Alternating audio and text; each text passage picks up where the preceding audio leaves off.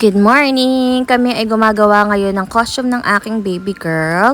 So, napili na naman si Pauline bilang Virgin Mary of Altagracia of Dominican Republic, part of their United Nation and Holy Rosary Month. So, ayan ang costume ni Pauline bilang Lady of Altagracia of Dominican Republic. So, syempre, ang mahal pala magpatahi, guys. 4,500 yung normal na pagpapatahi sa pagawaan ng Mama Mary costume.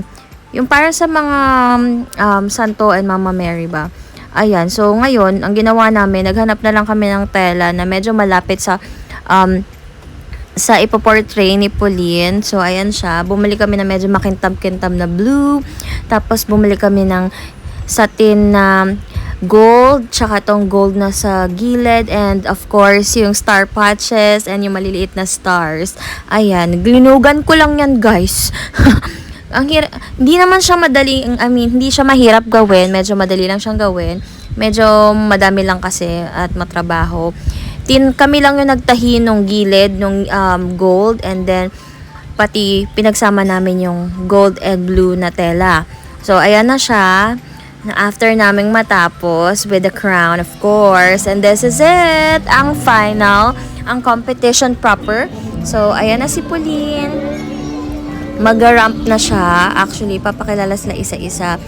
Dapat, 3 sila sa section nila, but yung classmate niya, other classmates niya na representative ng section nila ay nagkasakit. Kaya siya na lang mag-isa. Ayan siya.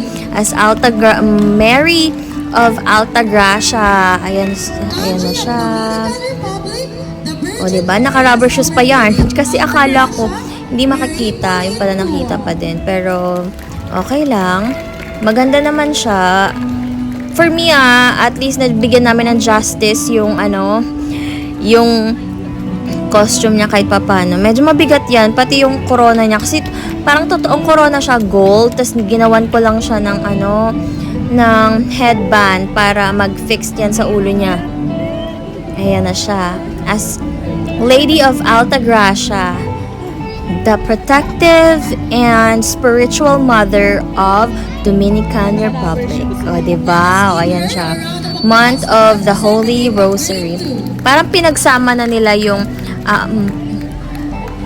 representing the Holy Rosary for Mama Mary and the United Nations. Kaya meron kang nire-represent na bansa pa din. O, diba?